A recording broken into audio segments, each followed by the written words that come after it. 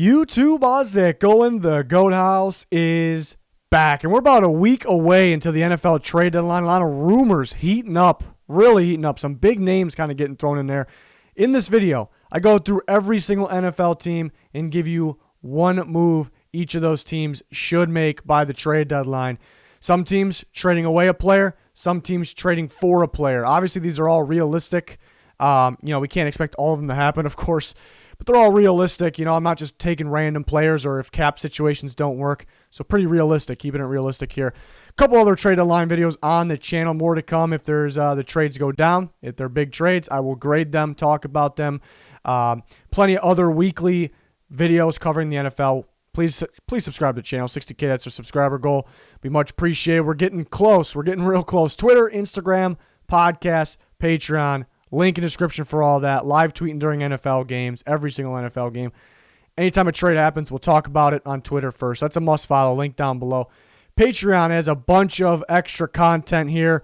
Junior, who is on fire, absolutely fire for this season, picking games, has his score predictions on the Patreon. My bets of the week, and that goes for NFL and college football. Updated playoff predictions started last week. We're going to continue to update those seedings round by round. Super Bowl. So it'll be a lot of fun. Bonus content, Discord access, much more.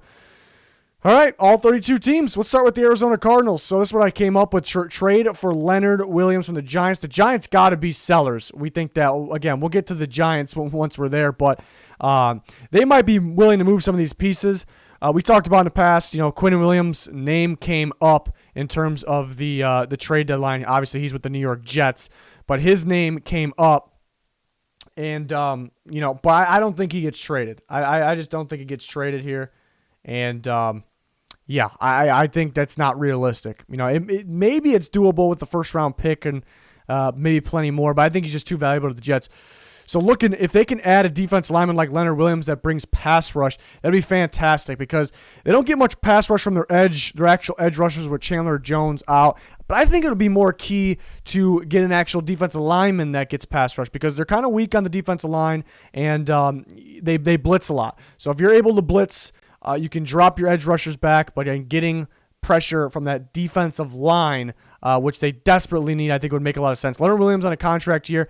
He's wanting a lot of money, so that's the downside. The Cardinals may have to pay up in the future here. They may have to pay up in the future, but right now this would help them tremendously. I think you probably go for around a third, so the Giants would probably take that because they're still unsure if they want to pay him. They still might be somewhere in that rebuild mode, so it might not make sense for them to pay him, but they may be interested. They traded a bit for him, so they might have a little bit of attachment there for Leonard Williams. But, that would be something for the Cardinals. A player like that would make a lot of sense. The Falcons, okay, people might be underwhelmed by this. A lot of people are talking about Julio Jones, Matt Ryan, maybe even Deion Jones. So this might be a little surprising, a little underwhelming to have this, but it really shouldn't be because couple things. They pretty much came out already and said they're not trading Matt Ryan, Julio Jones. Does that mean 100% they're not? No, but I say it's pretty darn close. But they take too much dead cap, with that. They're already in the negative for this year, next year. There's too much of a dead cap hit for those two players, and they're too attached, I think, to both of them, mainly Julio Jones. Now, if they get a pretty good value, then maybe they'll be willing to take that dead cap hit. I just think it's highly unlikely, so I thought it was a waste of time to talk about that here. Other players that Brendan brought up, Alex Mack, their center, which would make sense. They'll probably move on from him after this year, but I honestly think they can get a better compensatory pick. So if you lose your own free agents, the next year there's only 32 given out a year, but a guy like Alex Mack, they may get a compensatory pick. But I think that would have more value than the draft pick they would receive in a trade right now because no one's dying to get a center right now. There could be a couple teams, but nobody's really dying to get a center at the moment, so that doesn't really make any sense. Too much dead cap with some other guys. They still have some value on those guys like Deion Jones. Trade TAKK McKinley is what I came up with. Again, maybe it's a little boring based on what's been talked about, but we are realistic here. TAKK McKinley actually might have more value if you trade him now. He actually might because there are some teams that are desperate for any kind of pass rush. He still has upside. It feels like Atlanta is where you go to die as an edge rusher. It's bad to say, but that's what it feels like. So he has upside elsewhere. Teams will know that. The teams that desperately need the really important part of the game, pass rush, will be trying to get somebody better first. But it's not a guarantee those teams will give them up. There's not an agree. There's no guarantee in an agreement, obviously. So teams might spend a little more for a guy like TAKK McKinley, which is still cheap to those teams. So the Falcons probably won't re-sign TAKK McKinley in free agency. They'll lose him. Could they get a compensatory pick in 2022 for him? Possibly. If they do, it'd be a 7th rounder. It wouldn't be anything more. They probably don't, though. But I think if he was traded, I think it could be a team that kind of missed out on the more valuable pass rushers. So they may be willing to give up something like this. The Falcons obviously aren't dying to trade him, so they kind of have a little bit of leverage here. So basically a something out of nothing situation here. And I know some Falcons fans probably would want to try to get a first or a second for one of those other players, but I do think it's unlikely. So maybe a little underwhelming here, but that's what to expect from the Falcons. But they will try to be sellers come the trade deadline. The Ravens trade for Curtis Samuel. This one's kind of tough because it's now starting to feel like, even though Curtis Samuel got thrown on the trading block, in terms of his name, maybe the Panthers didn't throw him on there, but his name has come up quite a bit. It was definitely realistic, but now the realistic part, it's still realistic, but it's starting to calm down a little bit. He was actually using the Saints game here in Week 7 that just passed quite a bit. But I still think it's open. I think a 5th-round pick may be appealing for Curtis Samuel. I definitely think they could, trade him for the right price. The Ravens don't have a lot of cap. They kind of made their trade deadline move already. Yannick Ngakoue, it's a big-time move. It's a great move. Can't wait to watch him on the Ravens. DaCosta basically talking about that they still are trying to look to add to the team. So, and that's kind of surprising looking at their cap situation. They really can't. They got to make some moves to even add somebody like this, but they're going to be looking for the cheaper options here. They desperately need a receiver. Receivers are too inconsistent there. They need somebody that can just get open across the middle of the field or just across the field, and that's Curtis Samuel. They won't, I don't know, another cheap option, Dante Pettis, but he's more of a deep guy. It's similar to Hollywood Brown. He's going to run down the field a lot. Curtis Samuel also is a former running back, so you can get creative handing him the ball. That fits the Ravens' offense. They haven't been able to run extremely well outside of Lamar Jackson as well. Obviously, Samuel's not going to play running back. It wouldn't shock me if they got him, they put him at running back, here and there, but more of just end arounds, get creative. So this made sense in terms of a fit, and I think he could be had. I think he could be got here, but maybe it would take a little more than his value, which 5th, people might be hesitant with that too. He's kind of up and down guy, so that might be appealing enough for the Panthers here. So because of the cap situation, don't expect, and of course they can make moves. They can trade Matthew Judon to clear up more space. I don't think they do it. That's why I didn't put it here. And then trade for a bigger piece. So things like that can happen. But yeah, thin on cap right now, mainly because of the Ngakoue trade, which was well worth it. The Bills, Ryan Kerrigan's going to pop up quite a bit on this video. I'll tell you that right now. I think this is a solid piece that teams can get. Some teams that can be contenders, like the Buffalo Bills, that need edge rush. Edge rush is one of the most important things in football. The Bills just aren't really – they're getting some pressure, but they're just really not bringing the quarterback down. Ryan Kerrigan would by far be their best edge rusher. Again, Hughes is getting some pressure, but he's got to bring the quarterback down. The other guys are very underwhelming right now. It's a great team that can be better adding edge rush. Washington football team needs to, we'll talk about them in a little bit, but, they're playing Montez Sweat, and they're playing Chase Young, of course. Kerrigan snaps going down a little bit, but he has some value. I would be surprised if he wasn't traded. Based on how much he's playing and where his talent's at. Value's around a 3rd, but maybe teams are starting to get leverage on Washington because they're just not playing him really. He's like, you figured somebody would have to be a rotation guy, but you wouldn't think it would be that much, that divided up not that divided up where Kerrigan's getting way less snaps than Chase Young and Montez Sweat. Pretty surprising. The Bills actually, they might have to tweak their cap situation a little bit to make this work. That's the thing with the Bills. They're pretty limited. I think they can make it work. As we said, they're probably around $1 million off of making this work, being able to pay Kerrigan the rest of the year. But I definitely think it's realistic. They can figure out a way. Teams are really good at that. They can adjust some things, or maybe they send somebody out as well. So the Bills, this would be a move I would love for them to make, and I think it is realistic. Panthers, tricky one with the Panthers actually, but I have trade for David NJOKU, the Browns tight end. Now, Hooper just got hurt. Could they be using NJOKU more? We will see, but his name has popped up like crazy. Panthers are interesting because, for many reasons actually, because where do they value the tight end? Matt Rule, his teams typically don't, but then Joe Brady, see how a guy like Thaddeus Moss was really featured. I think NJOKU can do wonders in that. They pretty much got DJ Moore does pretty much everything. Robbie Anderson, kind of a deep threat. You need a kind of a tight end that can handle the middle field, but also can get outside, really can spread things out, stretch it out. NJOKU would make a lot of sense in a Joe Brady offense. It really would. And the value's got to be somewhat down, 6th or 7th round pick, maybe even a swap of picks. So this would make sense for the Panthers. It's another reason why the Panthers are interesting because they're a sneaky good team right now. They could they lost 2 in a row, but they won 3 in a row before that. It's a high-powered offense. Defense goes hot and cold, but they're better than expected. 7 teams make the playoffs. 7 NFC teams make the playoffs, obviously, both conferences, but they could sneak in there is my point. So looking at their defense, they definitely need another edge rusher opposite of Brian Burns. They need to get that guy some help. So I was thinking about that as well. But most of those pieces are veterans that they would help them now, but realistically, I think those guys are more from the teams that are going to win the Super Bowl now or trying to. I don't know if the Panthers really, they're probably confident they could push for the playoffs, but are they, let's be real here. Are they really going to win the Super Bowl? So a rental wouldn't make sense. Obviously, you could extend those guys. It wouldn't be out of the question, but does a young team extend, a Ryan Kerrigan after this season? It doesn't make a whole lot of sense. It can, but I don't know. So that's why I kind of skipped out on the edge rusher here. It's kind of the tight end, make this offense a little more high-powered. I think that opens up for the rest of the guys, but their offenses look pretty good so far. And add McCaffrey back into the mix, so it's something I would look out for the Panthers if they wanted to make a move. The Bears, and I am going to. I went bold here. I'm going to surprise a lot of mainly Bears fans, but a lot of people with this move. And there is a negative to this. The negative is the Bears are feeling it right now. They're 5-1 tonight. Actually, by the time I'm recording this, the 26th? They're playing the Rams tonight, Monday Night Football, and I think that. The negative is they're winning right now. Is my point. And you take Allen Robinson away.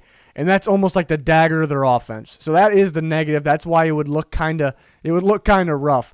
But again, I'm keeping it real with this. The Bears have looked really good. They look like a playoff team right now. Appreciate the defense, the tough football, and that's why they can get in the playoffs. Maybe win a playoff game. But for me, I only have a handful of teams that actually can win the Super Bowl. And the Bears fans know the offense, even though they've won, the offense has really struggled. They're pretty one-dimensional. They've really struggled. They don't, do they have enough? That's kind of the question. So my point is, really, are they, you take Allen Robinson away, that kills your chances, but what does it kill your chances of? They're probably not a Super Bowl team as it is.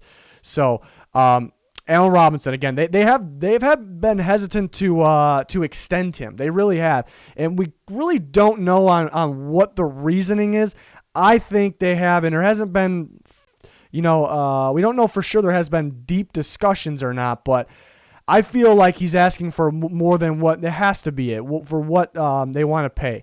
And I look at the receivers coming in the NFL in today's game, from college in the draft, they are making more and more are making instant impacts.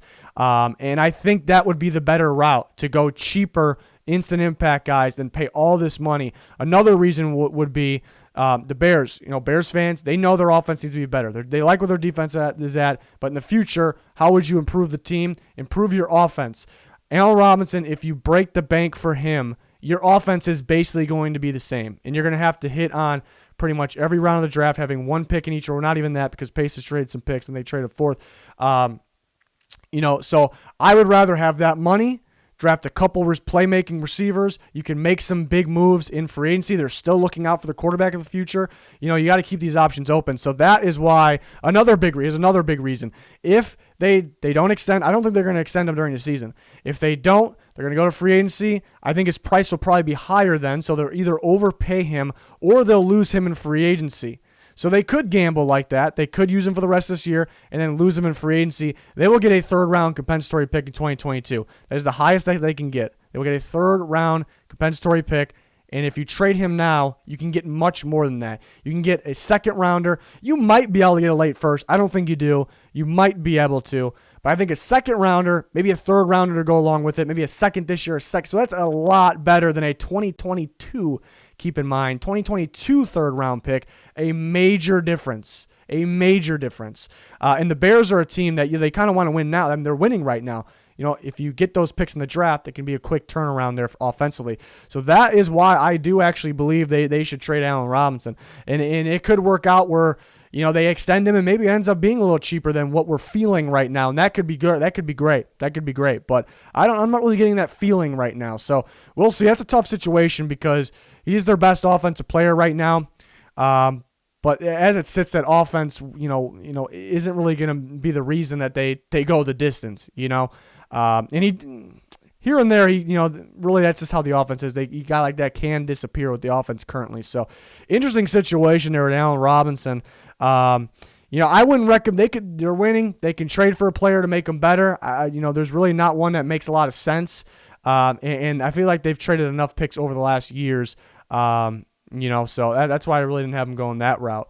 For the Bengals, I kind of cheated here. I kind of went with two here, actually. It's supposed to be one for each team. But the reason I did this is because really Geno Atkins is the guy that you really want to trade, looking at his future contract. And I said I did want to keep this realistic. If I had to put money on it, I don't think they'll be able to trade him. I don't think they'll be able to trade Geno Atkins, but I do think it's possible still. I think it's more likely, and it's still just as good for them to trade Dunlap. If they trade one of these guys, or if they trade both of these guys, is a major, major win for the Bengals. And now Dunlap, I think they can get a fourth round pick right now. Geno Atkins, I can get a fifth. It might confuse some people because you think Atkins really is probably the better player. Might be true. The contract situation kind of brings that down a bit. Pretty pricey over the next few years. Dunlap is too, but that's for the edge rush position. And again, there are plenty of contending teams or close to contending teams that are looking for edge rush. They desperately need it to take that next step, so they'll be willing to pay the price there. So I expect at least one of these guys gone. Maybe the leverage has gone down as well because the Bengals just aren't playing them right now. And they know they're not winning anything this year in terms of the Super Bowl or anything, so they're not going to play the veteran guys. They're working on the younger guys. They might be able to pull some draft picks out of this. So it is a major, really, even if it's less than value, I think it's a major win if they can trade both these guys. They trade one, that's fantastic as well. So definitely guys to look out for there. I think Dunlap is more likely on the move than Atkins is based on the contract situation and based on what teams are looking for. The Browns trade for Anthony Harris, the Vikings free safety. And I put the value around a third-round pick. And this is a tough one, too, because the Browns just lost Odell Beckham Jr. They could add another receiver. I don't know if I like any of these receivers from me. I don't think the Bengals are going to trade them A.J. Green, same division. Golden Tate has another year after next year. The Browns' offense doesn't feature, a number of receivers. It's just the two, really, because they like using tight ends. They like using the running backs. You'll check them out with two running backs in the backfield at the same time, two tight ends on the field at the same time with the two receivers. They get really creative like that. So adding another receiver that has, like Golden Tate, who has another year after this year, wouldn't really make sense. It's going to go into waste, paying him next year because Odell's going to be back, so... There's not really a lot of receivers that really made sense here. I think they can use another corner as well. There's not a lot of corners on the market. Stephon Gilmore's a big one that just showed up, but I don't know if I'd really recommend the Browns trading a first-round pick for even though he's a very good corner. I think Anthony Harris is a tremendous fit, and the only downside of this is you might be able to wait and get him in free agency. You might be confident in that, and I can understand being confident in that. I think it's a guy they should have to have. And the other thing is they drafted Grant Delpit, but the problem that could occur is there could be too much trust, too much belief in a prospect that hasn't played yet. And he had some flaws. Delpit's a really good playmaker, but he had some flaws to his game. This Browns defense is a playmaking defense. It'll give up yards, it'll give up points. They get good pass rush with Myles Garrett, Jalen Richardson, and that forces quarterback hurries, quarterback mistakes. It forces turnovers. Now you get a guy that was the best playmaker in football in terms of get his hands on the ball last year. You're gonna increase that turnover margin there really. It makes a lot of sense to me. To get him now and get him extended, I think it's actually safe to do as well. I think he really fits this defense. And then again, Harris and Delpit, they have experience kind of going up in the box at times. Even though they're both free safeties, they have experience kind of going up. So you can figure out ways to play them both at the same time. There's really no set rules you have to go by. You have to get a strong and a free. A guy that's played this more, they can definitely. I mean, right now it feels like they're playing with all strong safeties, anyways. So, and they're not too good. So, yeah, that's one that would make sense to me. Again, I don't know if this happens. If I had to really say, it's very possible. But I don't know if this happens because they may just wait. Is a free safety going to make them this year? It's going to make them next year, but is it really going to make their team this year to decide more than just maybe playoffs? But they need to get to the playoffs first. So. That's why it's a tough one. The Cowboys, a little bold here, trade Jalen Smith, who's a very solid linebacker for them, but hasn't really played well at all this year. And it's tough. For me, I would rather get rid of the coaching staff. A guy like Mike Nolan really failed this defense. They need better play. They need better players, but not a good defensive coach. But the problem is where they sit. If I think they want to ride it out with Mike McCarthy, there's a little bit of attachment between with Mike McCarthy and Nolan as well. So I don't know if they're really I don't know if they're really moving on from these guys. Jalen Smith doesn't really fit this. They're asking him to fill a lot of gaps. I feel like he's more of an outside guy. I feel like they need to use him in blitzes more.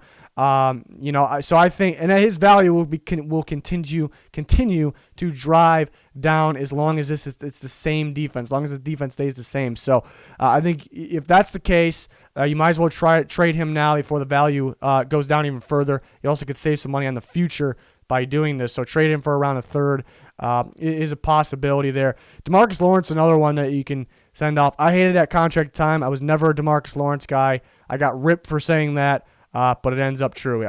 He's not consistent enough. He has big plays here and there. He's not consistent enough. Other teams could be interested, but that's a contract that most likely not that other teams would be interested. The Broncos trade Kareem Jackson is what I went with here, and he's been pretty solid for them. Pretty solid, strong safety, catch him up in the box, making plays in the backfield. The Broncos got too much injuries. I don't know if Jackson's really a part of their future. Pretty young team. They're probably going to continue to add to that. They can clear some space as well. So this, to me, that made sense. I think a team could be looking for him, veteran guy that's pretty proven and, can help a contending team. So get a fourth-round pick out of him. I thought that made sense to me. So I do think the Broncos could be sellers at this point. I think they're better than what they've shown on the field, injuries and just young players.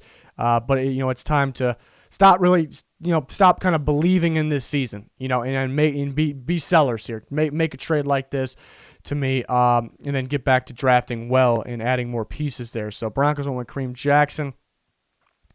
Lions, it was tough to find one for the Lions because the question is, should they be buyers or should they be sellers?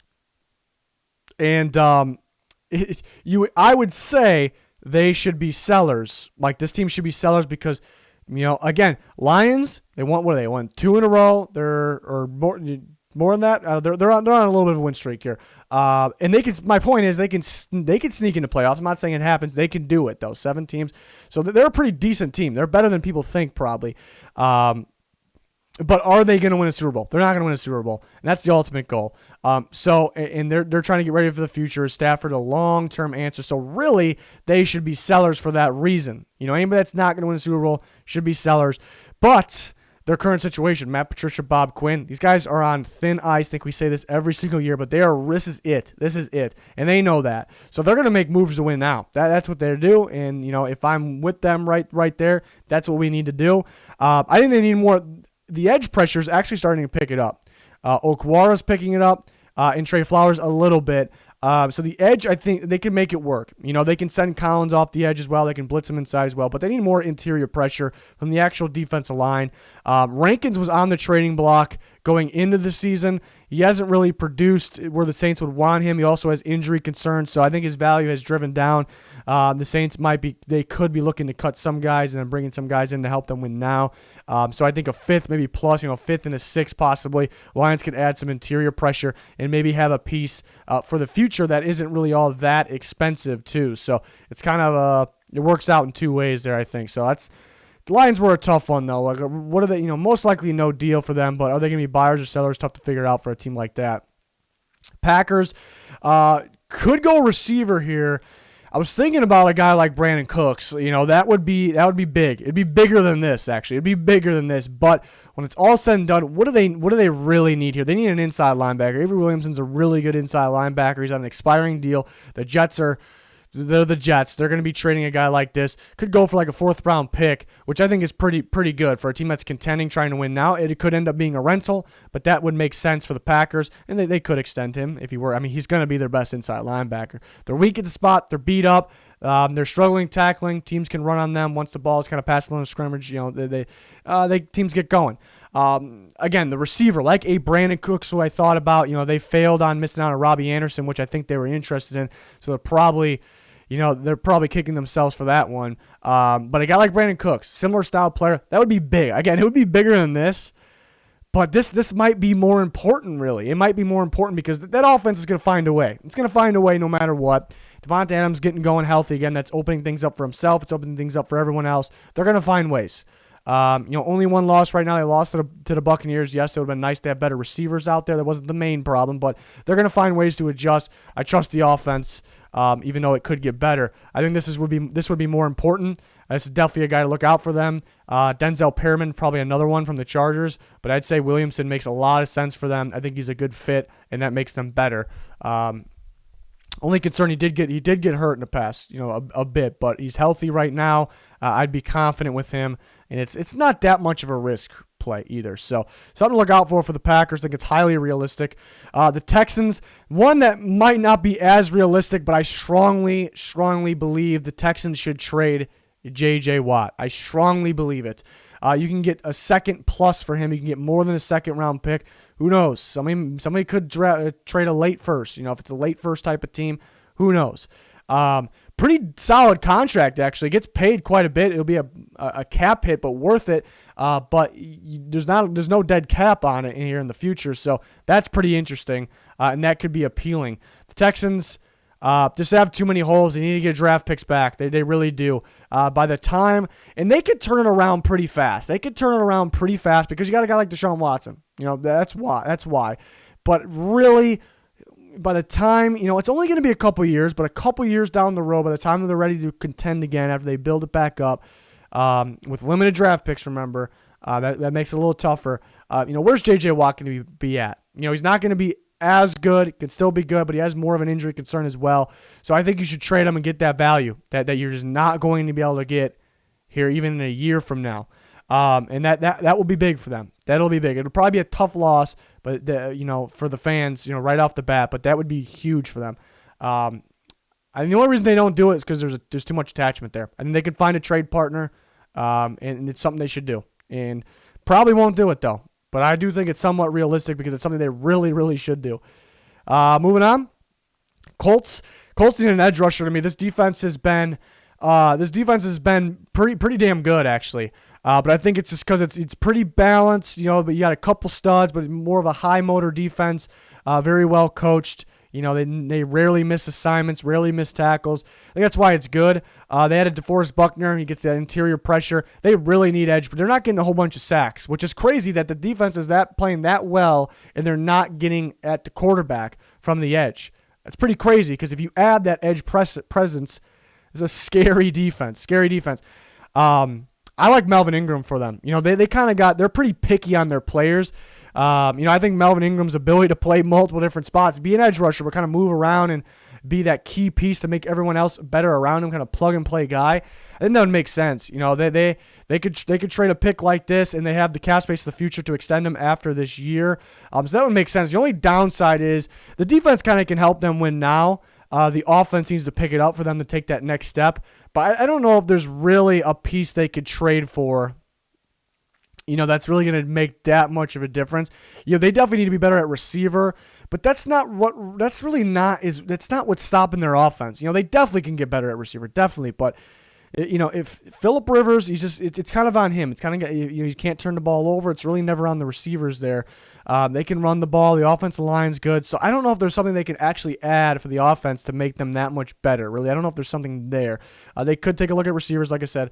But I think an edge rusher, like a Melvin Ingram, like a Ryan Kerrigan. Look out for those two guys. Colts are always hesitant to make moves. And I understand being safe with the money, don't spend it. Don't spend it all right away, and I like that. But now it's getting to the point where, and they did trade for Buckner, but that's about it. Now it's getting to the point where make this move. Don't be afraid to be great here. So that's something that would be interesting for the Colts there. Next, we got the Jags. Cam Robinson. Trade Cam Robinson. Interesting one because they could extend him after this year. He's been okay. He's kind of been highs and up and down. Look really good and look pretty damn bad. Going to be a free agent. But I think his value is higher than you may think right now. There are rarely offensive linemen available because there's a shortage on them. Teams are always trying to trade for ones. The ones that don't have them are trying to trade for them, but the teams just won't trade them. And I think it's a rare opportunity where a solid, a guy with experience, tackle could be available. Third-round pick might sound a little rich, but for those reasons, that's why his value is there. I think there's teams that would just kill to have something like this right here, and test it out and see if they want to extend him. Jags have a load of picks. They can maybe find somebody they like a little better. With that going into the draft, they will have the cap space to be able to extend them, but do they want to? That's kind of the question. I think the reason I put it on here, I don't really have too many other options for this. Obviously, there's sellers, but I think the value is higher than what you may think it is here because there's rarely guys like this available. To the Chiefs, tricky one to figure out what they could do. Unlikely to make a move, I'd say. They won't be sellers because they're trying to win again. And how do you solidify that? How do you make that more of a possibility? I really think they need another edge rusher to help out Frank Clark. And Trent Murphy's going to be available from the Bills. They're trying to upgrade at the pass rush position. The Chiefs are obviously going to be limited in cap, so it's going to have to be somebody like cheaper. They can't really. They probably can find a way to make it work, but they're unlikely to go get the higher, the Kerrigan, the Melvin Ingram. Then the Chargers aren't going to trade Ingram to the Chiefs anyways.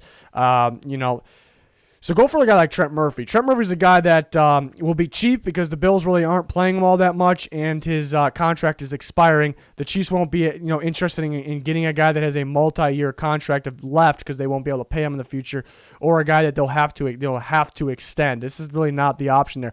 Murphy kind of gets pressure. He just can't really get the quarterback, get his hands on the quarterback. He gets the pressure. I think that'll work very well, with Frank Clark and Chris Jones. I think just getting the pressure is enough, and I think he's an upgrade for what they have opposite of Frank Clark right now. Again, this is one where I don't think the Chiefs make a deal. I just don't think they make a deal, but they're always looking to get better. Next, Chargers. I went a little bold here. Might be a little surprised. Trade Mike Williams. And I think you can get a fourth plus maybe. It's tough to figure out his value, so they exercised his option. He'll be like a $15 million cap hit next year. It's not much left for this year. Round 15 point something around there in terms of the cap hit next year, which is pretty pricey. It's pretty pricey. The Chargers have they have cap space, but they have quite a bit of guys that they may look to extend. Henry, what situation that? Melvin Ingram. They have quite a bit of guys they may have to take care of, and they also want to add guys, of course. Mike Williams really has disappeared since Herbert's taken over. He was dominant in the Saints game. Remember, Keenan Allen got taken out of the game. That opened things up. But guys like Guyton have been seeing them, guys like that more than Mike Williams. So it's kind of a question. You would think he would fit a Herbert offense a little more, maybe more of a speed deep threat, maybe more than a contested deep threat guy. Makes a little more sense. So you trade him, you save that $15 million cap hit next year. You're able to, because Melvin Ingram could possibly be gone, but he's very important in that defense. You can be able to extend guys like that, other pieces, add more pieces that fit the Herbert offense, the future a little more, and you might be able to get some value. I think more value now than, so if you hang on to him. So he's going to play next year, and then you're going to lose him in free agency, so that'll be a 2023 compensatory pick. I think that would probably be around a fifth, maybe a fourth or fifth compensatory pick years from now, a couple years from now. Whether you trade him now, there's teams that are kind of desperate for a receiver to be that contender, team like the Packers perhaps. I think they'll be willing to do a fourth, maybe a fourth and a fifth. So quite the difference there in cap space available and in what picks you get back from him. If you're confident he can work, because he's a good receiver, he's really good. If you're confident he can make it work with Herbert, then yeah, keep him. But I think that made a lot of sense actually. People might be surprised. The Rams, how about Dalvin Tomlinson, the nose tackle from the New York Giants? Now, we had Leonard Williams in this video. Now we got Dalvin Tomlinson. I think they're open to trading one of those guys. I think one they'll probably want to keep, one they'll probably want to trade. I think it's really on Dexter Lawrence, actually, because that was a big-time draft pick they had a year ago. It's a guy that can play nose, and it's a guy that can play D-tackle in their 3-4. So he can kind of take the role. Leonard Williams is more the end, so Lawrence won't really take the role of Leonard Williams, but he can possibly take the role of Tomlinson, where you can play some of they've been really just racking up some defense linemen. A guy like B.J. Hill even can step in. They're pretty solid at that three-man front, even though there's a rotation of guys. So they actually can move on from Tomlinson and don't pay him and then bring back Leonard and pay Leonard Williams. So one or the other. The Rams have been looking for a true nose tackle for some time. It's very tough. There's a shortage on them that kind of fit. I think if you add a very solid one with Aaron Donald, damn scary. Damn scary. And we seen last week they played the Niners. Niners pulled the upset on them. How'd they do it? They just were tougher than them in the trenches, running the ball, pounding the ball. And they were able to run pretty successfully. They doubled Aaron Donald, got him out. So we need more help there in terms of stopping the run from the inside. Dalvin Tomlinson made a lot of sense to me. 4th plus, I had a 3rd up here originally, and I was making these kind of back and forth. Expiring contract, the Giants, maybe a 4th plus. It's tough to say, though. Could be a 3rd, so we'll see. But that's something I would like for the Rams. The Raiders, here comes Ryan Kerrigan again. The Raiders are an explosive offense. That is no lie right now. It's a fact. Their offense can win games. Their defense, they've had their good moments, but for the most part, they're letting them down a little bit, giving up too many yards, too many points, too many big plays. What is the most important thing on defense? It is pass rush. They're not able to get enough pass rush, plain and simple. Whether it's interior, I thought about interior guys here, or it's on the edge. Max Crosby is carrying that defensive line. I think adding a true edge rusher on the edge here, because remember Crosby can slide a little bit, sometimes slides inside a little bit.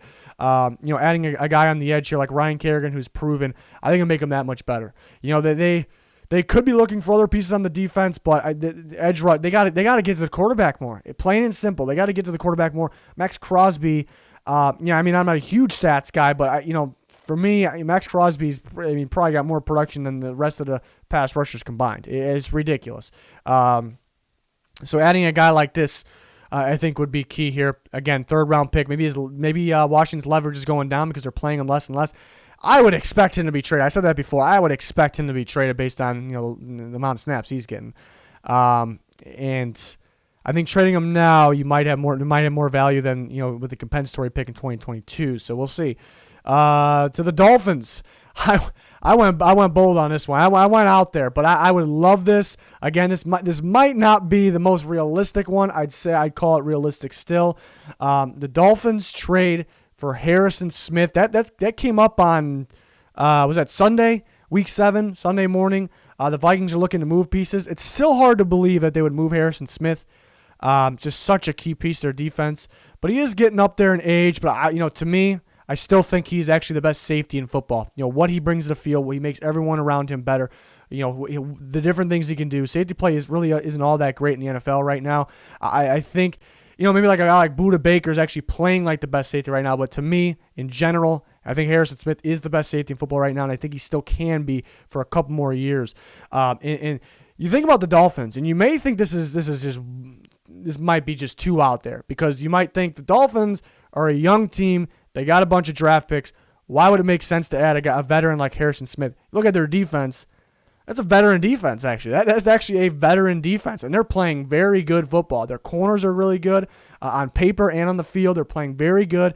There's some under-the-radar pass rushers they added, like Emmanuel Ogbah, Shaq Lawson, that are actually playing. Ogbah is playing ridiculous. Kyle Van Noy, a veteran presence, veteran leader, is playing fantastic. Jerome Baker might be on the younger side. Christian Wilkins and Jerome Baker's really not that young. He's kind of more of a veteran too. So they really aren't like that on the defense side of the ball. Brian Flores is an excellent game plan. It's an excellent defense. And if they added a safety like this, that defense would be insane. Absolutely insane. Harrison Smith playing with that cornerback duo, maybe the best cornerback duo in football, with those pass rushers with Kyle Van Noy. Harrison Smith is a strong, a free, a linebacker. He can blitz. He's really all of that. I think he is the most instinctive player in the NFL right now. This would be huge, and they can use him for years. And that's you have the ammo to do this. It would take quite a bit. The Vikings may need a first rounder to move on from him, but I don't know if anybody's going to give him that. It would be appealing. It would be tempting for teams.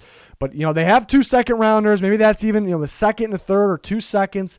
The Dolphins. I've talked about this in the past too. They don't really have a lot of needs. You may think that, but they don't. They've filled it with their draft picks in the past. It's all about developing some guys. It's mainly on the offensive side of the ball. So they can use the remaining picks, remember 2 first rounders, to finish up on offense. Because they really won't have any needs on defense. You might need to use a draft pick in the mid-rounds or 2 of them on a defensive player, depending how the draft unfolds. But I would like this a lot for the Miami Dolphins. I really would enjoy seeing Harrison Smith on their defense. So I really think that can be there's not too many good defense. It's not that hard to be one of the best defenses in football. I think it can be a top three defense, adding 1 player, which is pretty bold. But, look at how they're playing right now. And then there comes to the Vikings. I think the Vikings need to trade Anthony Harris.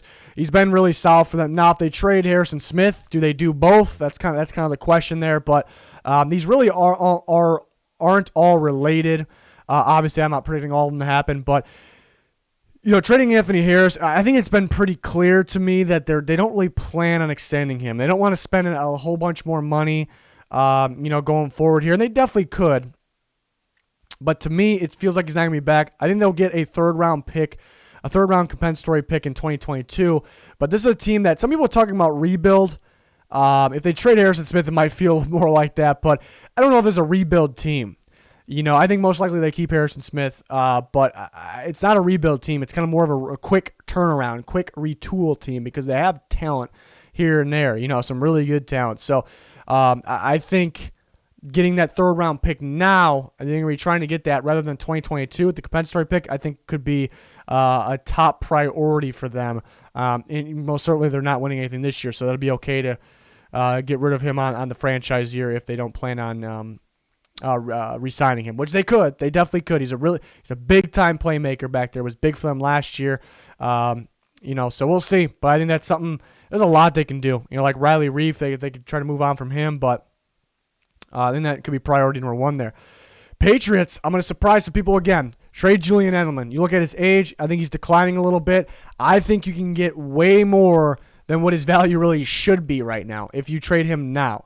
If you wait, he's going to have another year on his contract. If you wait, try to trade him in the offseason, try to trade him during the year next year. At this time next year, the value is going to come way down, way down. And you trade him now, there's some teams that would love to have him. Packers, Saints, teams like that. We can go all day, but teams like that, they would die to have him right now. They would trade probably more than what his skill is at his age right now. They would pay more than that. So I think if you trade him now, you probably can get. You might even be able to get a second-round pick. I'm thinking maybe a third and a fourth, third and a fifth, possibly. That clear space for the future. They're kind of starting to head that way. It's hard to see a rebuild, but they're starting to head that way.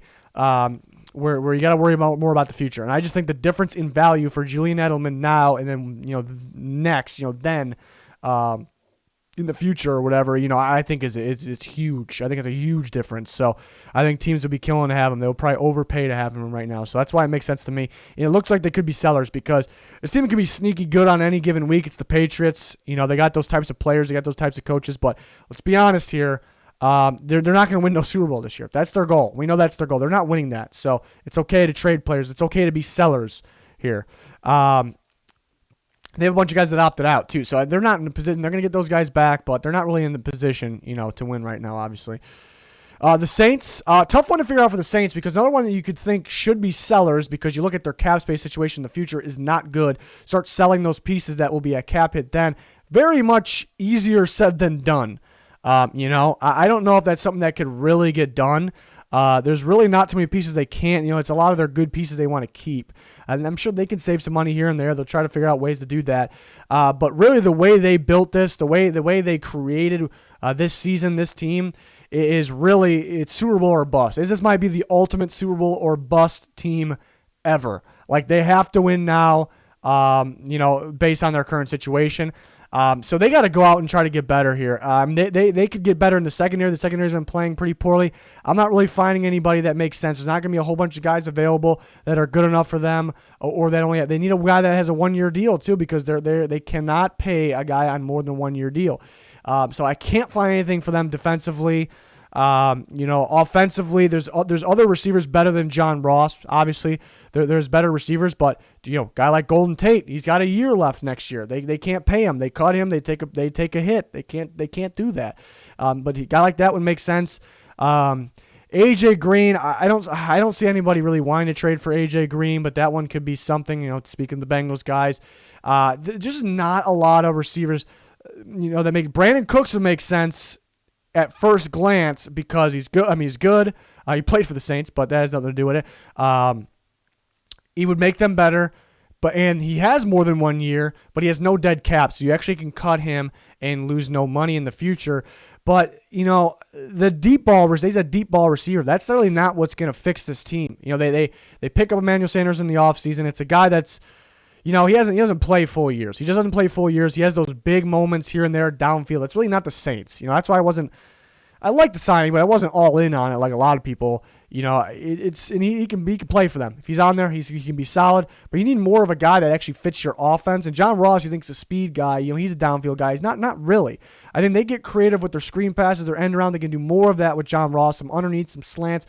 Get him going. They can get him going where he should be, that the first round pick he was. So it's a 1 year, it's an expiring deal. It's really cheap, and they actually they might be able to re-sign players really, really cheap like this. They might have to. The only thing is, they probably need a lot of draft picks because those when you have no cap space, that's typically what you do because they're really, really cheap. So that's typically what you do, but giving up a 6th won't hurt you too much. So that's an interesting team for sure for the trade deadline. The Giants, we talked about this a couple times. Trade Leonard Williams because where his value's at, picking between Dalvin Thompson and Leonard Williams. You could argue both sides, which one they want to keep. I'm not really deciding that here on which one they should keep, which one they should let go. Really, they can let both go. They can keep both. I just think, if you can get a 3rd-round pick, which I think you could, I don't know, maybe even a little more. 3rd, maybe a 5th. Maybe reaching a little bit, but I think it'll be something. They need more draft picks. They recognize defensive line talent. They already have plenty of it. So that's, they're going to be fine there. They're really going to be fine. They need edge rush. They need inside linebacker, and they look on the they could use another safety, but looking on the offensive side, they actually might need a quarterback for the future. Depending on Barkley's health, who knows in the future there. So they have other needs, offensive line, of course. So I think if you can get this value, maybe even more, I think it's something you got to do. They just have not been able to reach a deal. I'm not really getting the feel. I'm getting the feeling that they don't really want to pay what he wants, and he's going to ask for this much because he's fine with going somewhere else.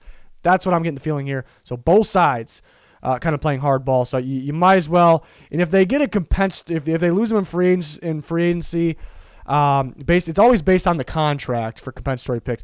They probably get a 4th round 2022. So I think you can get a more of a value if you trade him right now. That's my opinion. The Jets, I think they should trade Sam Darnold. Never been a Sam Darnold guy, and he's showing me every single week, more and more that he can be better than this. Obviously, he could get better.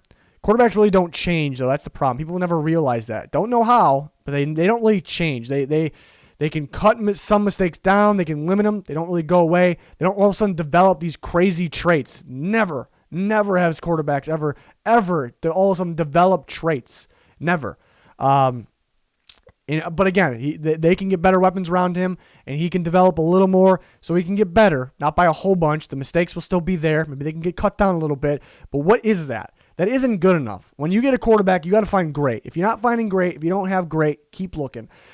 His value will plummet. It will continue to drive down. It may have driven down in the last couple weeks, actually.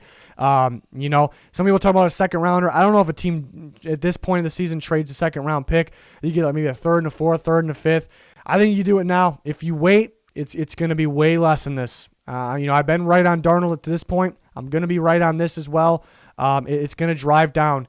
You trade him. You're in the driver's seat to get the first overall pick in the first round, and you take the best, maybe the best quarterback prospect in NFL history, in NFL draft history. If you get that, trade this pick. It might make your team worse right now. Help get the first pick, and you get more value than what you will get even in the offseason. Really. So that's why I say this. It makes too much sense. I'm not really sure if they do it, though. Avery Williamson, they could trade as well. So look out for the Jets. Eagles, kind of like the Falcons. Tough team. It's a little underwhelming with the Malik Jackson, just like the Falcons part. You hear about all these bigger names, bigger contracts, but it's not realistic to me. Nobody's going to trade for Alshon Jeffrey. I'm not going to say 0% chance, but it'll blow my mind for somebody to trade for a beat-up, declining, crazy contract receiver. Any other bigger names, too, that nobody's going to take in those contracts. Making this video, I had to, kind of look into contracts a little more, see if teams would do it, and it's something I already knew, but the way the Eagles set up some of these contracts, man, it's so bad, and they're in cap space hell next year. Malik Jackson could help them clear a little bit in the future.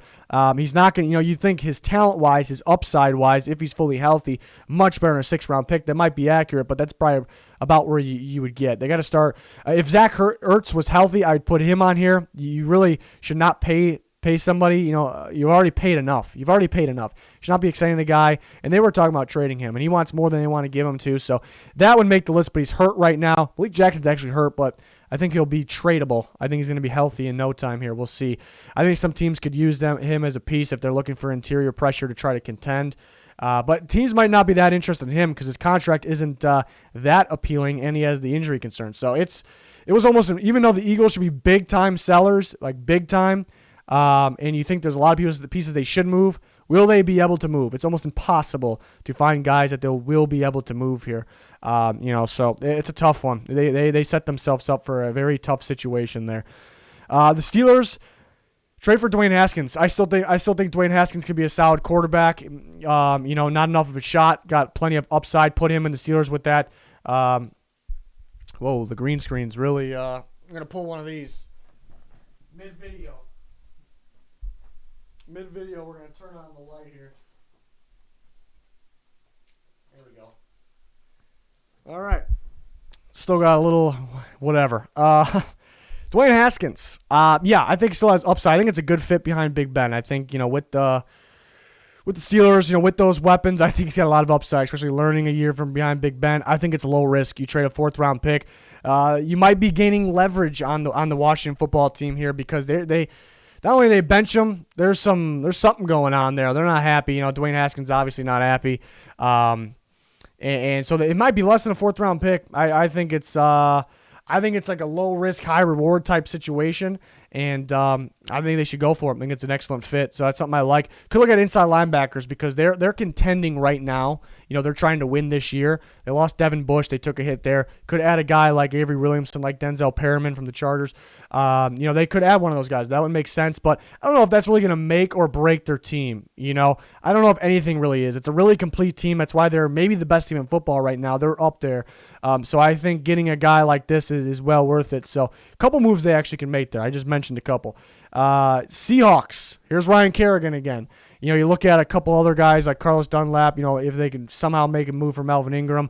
They might be close on the cap here to make this work, but they're going to have to make some adjustments. I think they can do it. Kerrigan, well, here it is. Seahawks, everyone knows they're a contending team, but can this team really win the Super Bowl with this pass rush? I'm going to say no. I'm going to say no right now. And that might surprise people, but it really shouldn't.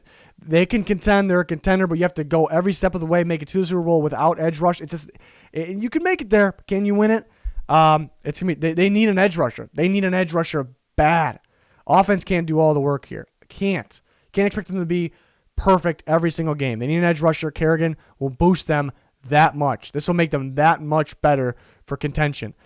So guys, not just Kerrigan, there's other guys they can add. I see a lot of people saying Dunlap. I would much rather have Kerrigan for the Seahawks. I would much rather have him. So it's a guy that's come up a lot. It's kind of like a hot piece that somebody can add that, in my opinion, for me at least. Moving on to the next one. 49ers trade Jimmie Ward. Trying to figure out if the 49ers are going to be buyers or sellers. They could be either way. I expect more sellers. They're limited cap. There's not much they can do.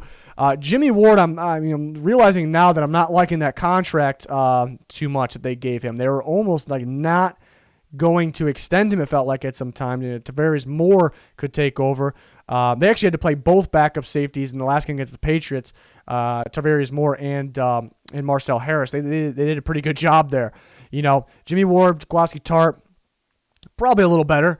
Ward really has had one, he's had injuries, but he's been pretty inconsistent. But he's had one really good year that was last year. I think the contract was a little cheap this year, but if you look at the future, I don't know if they want that cap hit. I don't think they want that cap hit. Trading 4 players could help them, but with all these injuries, are they going to win? They're starting to pick it up, but then they're going to get those guys back. It's kind of a weird situation here.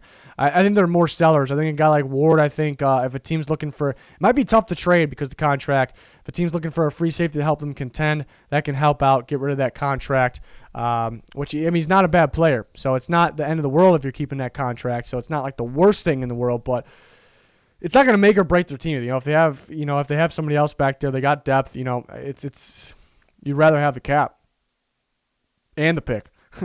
Tampa Bay, Dwayne Haskins again. Tampa, much like the Steelers, most complete team in football. One of the most complete teams in football. They don't really have any needs here. They're adding Antonio Brown. That's their addition. So they're in a spot where they can do this. It's a low gamble, low risk. Get this guy, have him learn behind Tom Brady. It's low risk, potential, crazy reward here. Traded fourth. Maybe we'll take less. Who knows? Who knows what Washington's up to? It's something I would really like for them to do. I don't know. Not too many moves the Bucs could really make. They're a really good team right now. Here we go. Maybe the wildest one of the video that I do think is very realistic. Tennessee Titans trade for maybe the best cornerback in football, Stephon Gilmore. They trade a first-round pick. Maybe it would probably take a little more, but it starts with the first-round pick. And Titans defense has been very underwhelming. It's because their edge rush and their cornerback play. And I'm trying to figure out which one's more. You need edge rush, and they're not getting the job done, but the ball's coming out so quick. Guys are getting open so quick. Adoree Jackson's about to come back, so they'll get a little better there, but it's just been pretty poor. There's nothing guaranteed with Jackson. Has his injuries and inconsistent too. One week, he's definitely their best corner. One week looks really good, but then up and down a little bit. Malcolm Butler has his moments as well. This is like another New England Patriots spot here. The Tennessee Titans with Mike Vrabel, but Gilmore makes them a lot better, and it gets them better in a weak spot. It makes them more of a contender. It looks like it'll be a later first round pick, so it's not like they're giving up a whole bunch. The first round pick's pretty valuable. Here's the good and the bad with Stephon Gilmore. It's not the richest deal. It's not the most expensive deal. So it's pretty easy to afford. But he's going to want a major extension. After this year, he's going to ask to be the highest paid corner. So can the Titans, do they want to do that? Do they believe they can do that? Maybe they can flip him, trade him again if they can't do it. So it's something that I would, and I don't like trading first-round picks. Corner is one, it's an important position, but I don't really value it that much at the top of the draft because guys are so hit or miss, and it takes a long time to develop them. They start off really slow. Titans are trying to win now. Gilmore is ready. He can play now. He can help them win now. So I would do this. And it's actually come up that the Patriots might be willing to trade him because they're not really sure if they want to pay him all that money. They think he's worth it because he's going to ask for that extension, that raise. But where are they at in the state of their franchise? It's not looking too great right now in terms of winning the Super Bowl right now, which is the ultimate goal. So it'd be weird to see the Patriots trade Gilmore, but it's actually, I'm not going to say it's likely, but it's more likely than most people would think. And the Titans are probably the number one team. They probably have already made that call. Let me be honest. They probably have already made it. So this was a big one that actually could happen. This is what gets me excited for a trade deadline. Washington, here. This is the last one of the video. We're going to talk about Ryan Kerrigan again. Trade him. You have Montez Sweat. You have Chase Young. That's the future. Couple studs. You don't need Ryan Kerrigan. I think if you keep him on the team and you let him hit free agency, he's going to be gone. And I think compensatory-wise, you're going to get a fourth. I don't think you're going to get a third. I don't think there's any shot. I think you're going to get a 2022 fourth or fifth even. Probably fourth, but fourth or fifth. Where you trade him now, there's a lot of teams out there that are desperate for pass rush, one of the most important things in football, to contend. I think you can get a third. If you can't, you'll get a fourth, and it's a fourth in 2021 rather than 2022. So that is also, it's a plus. It's better. Right now. It's not a whole bunch better. It's the same, obviously, position, but yeah, I think they need to trade him. It's a good player, so it's kind of weird that you need to trade a good player, but given their current situation, it makes a ton of sense. So go ahead and trade him. They could trade Haskins as well, but it's not – Haskins is weird because, yeah, I don't like that the coaches really don't like him a whole bunch. You don't really need him, but it's not somebody that you have to trade. You're dying to trade. If you can get if somehow you can get better than a fourth, yeah, that's one that could be up here, but it's definitely something to look out for it to happen, but we'll see. We'll see. But Ryan Kerrigan's a guy. I'd be pretty disappointed if he doesn't get moved because we're expecting it here. We'll see. We will see. More of these videos to come.